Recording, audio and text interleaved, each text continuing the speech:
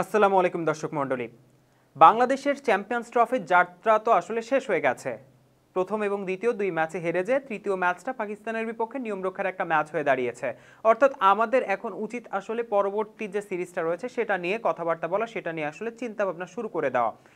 এরপরে বাংলাদেশ জিম্বাবুয়ের বিপক্ষে ঘরের মাঠে একটা সিরিজ খেলবে, যেখানে বাংলাদেশ খেলবে 3টি করে ওডিআই এবং 3টি টি20। এই যে 3টি ওডিআই এবং 3টি টি20 বাংলাদেশ ঘরের মাটিতে খেলবে, এই সিরিজটা দিয়েই আসলে বাংলাদেশের একটা ট্রানজিশনাল পিরিয়ড শুরু হওয়া উচিত। কোন ধরনের ট্রানজিশনাল পিরিয়ডের কথা আমি বলছি হচ্ছে 2027 সালের বিশ্বকাপকে সামনে রেখে 2027 বিশ্বকাপকে সামনে রেখে বাংলাদেশের প্রস্তুতিটা আদতে এই জিম্বাবুয়ে সিরিজ থেকেই মোটা দাগে শুরু হওয়া উচিত। কোন ধরনের প্রস্তুতির কথা বলছি? ধরেন শুভমান গিলকে আমি উদাহরণ হিসেবে ব্যবহার করতে চাই। ভারতের হয়ে শুভমান গিল এই মুহূর্তে অতি মানবীয় পারফরমেন্স করছেন, এবং শুভমান গিলকে আমরা আসলে যারা ক্রিকেটটা দেখি, এখানে আড্ডা দিই বা বসে কথা বলি, তারা আসলে বলে থাকি মাঝে মধ্যে যে একে কিভাবে আমরা আউট করব। শুভমান গিল আসলে অন্য রকমের একটা পারফরমেন্স করছেন। তবে শুভমান গিল কিন্তু একদিনে শুভমান গিল হয়ে ওঠেননি। 2019 সালে তার অভিষেক হয়েছিল, এবং 2019 থেকে আজকে 2025 সাল, এর মধ্যে 52টা ম্যাচ তিনি খেলেছেন। তবে তাকে আমরা একটা সেটেলড ওয়েতে উঠে আসতে দেখেছি। সেটেলড ওয়েটা কেমন? এক্সপেরিমেন্ট যে আসলে তাকে নিয়ে করা হয়নি ওভাবে, তেমনটা কিন্তু না। তবে তাকে এমন একটা সিচুয়েশনে অভিষেকটা করানো হয়েছে, তাকে এমন একটা সিচুয়েশনে তাকে লিফট করা হয়েছে যে হ্যাঁ তুমি খেলো।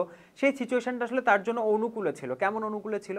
তাকে নিয়ে যে এক্সপেরিমেন্টগুলো, সেগুলো আসলে তার ক্যারিয়ারের একেবারেই ইনিশিয়াল স্টেজে এবং তার উপরে ফুল ফেইথটাকে রেখে করা হয়েছিল।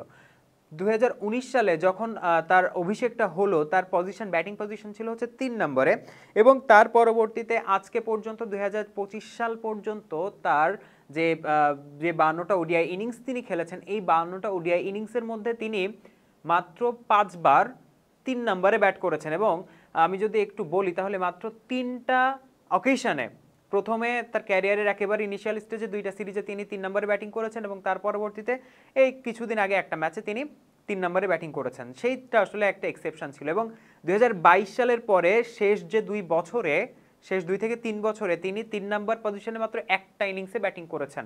অর্থাৎ তার জন্য ওই পজিশনটা আসলে সেটেলড ওয়েতে ছিল। আমি এই সেটেলমেন্টের কথাই বলছি। এই যে একটা প্লেয়ারকে বুঝিয়ে দেওয়া যে 2027 সালের প্ল্যানে তুমি আমাদের প্ল্যানে আছো, এবং তোমাকে আসলে ওইটার জন্য প্রিপারেশন নিতে হবে।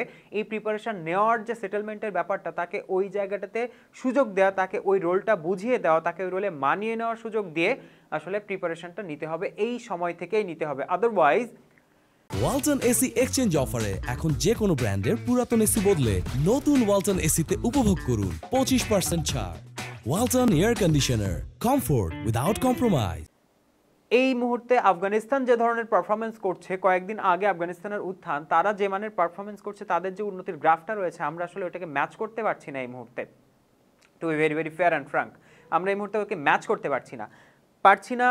পারতে হবে, আমরা এভাবে তো হাল ছেড়ে দিতে পারি না। তো যে বিষয়টা আসলে বলছিলাম, যে আমাদের তানজিদ তামিমের অভিষেকটা কেমনে হলো, আপনারা তো নিশ্চয়ই কীভাবে হয়েছে আপনাদের মনেই আছে। হুট করে বিশ্বকাপ তাকে খেলতে নিয়ে যাওয়া হয়েছিল। আমরা হুট করে অনেক কিছু করে ফেলি, হুট করে কিছু আসলে করা যাবে না, আউট অফ নো হোয়ার কিছু আসলে করা যাবে না। আমাদেরকে একটা প্রপার গাইডলাইনের মধ্যে, একটা প্রপার প্ল্যানিংয়ের মধ্যে নিয়ে আসতে হবে। আমি বাংলাদেশ ক্রিকেট দলের সাবেক পারফরমেন্স অ্যানালিস্ট মহসিন শেখের সাথে কথা বলছিলাম, এবং মহসিন ভাই আমাকে একটা কথা বলছিলেন, মানে উনি তো একটা স্ট্যাটাস দিয়েছেন যে হচ্ছে বাংলাদেশ জিম্বাবুয়ের পথেই হাঁটছে, বাংলাদেশ জিম্বাবুয়েতেই যাচ্ছে।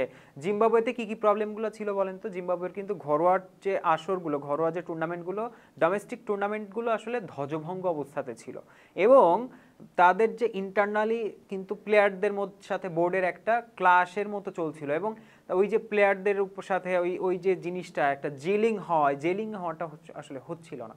সব কিছু মিলিয়ে বাংলাদেশের এই মুহূর্তে যে অবস্থা, আমাদের আসলে এই জিম্বাবুয়ে সিরিজ থেকেই তারুণ্য নির্ভর দল গড়ার প্রত্যয় অন্তত আমাদের শুরু করা উচিত। আমাদের ওই তারুণ্য নির্ভর দলটাই আসলে গড়ে তোলা উচিত, এবং তাদেরকে নিয়েই দলটা আসলে সাজানো উচিত, যারা 2027 সালে আমাদের প্ল্যানিংয়ে থাকবেন। এমনকি শর্ট টার্মের জন্য হলেও আমাদের এই বছরই সেপ্টেম্বর মাসে কিন্তু এশিয়া কাপ রয়েছে, সেটাও ভারতের মাটিতে রয়েছে। আমাদের এশিয়া কাপ যেহেতু আমাদেরই কন্ডিশনে হবে, ইন্ডিয়ান সাবকন্টিনেন্টের কন্ডিশনেই হবে, ওই জায়গাটাকেও যদি আমরা আসলে বুলজাই করতে চাই, তাহলেও কিন্তু আমাদেরকে এই মুহূর্ত থেকেই there is no better place, there is no better time, এই মুহূর্ত থেকে আসলে শুরুটা করতে হবে আমাদেরকে।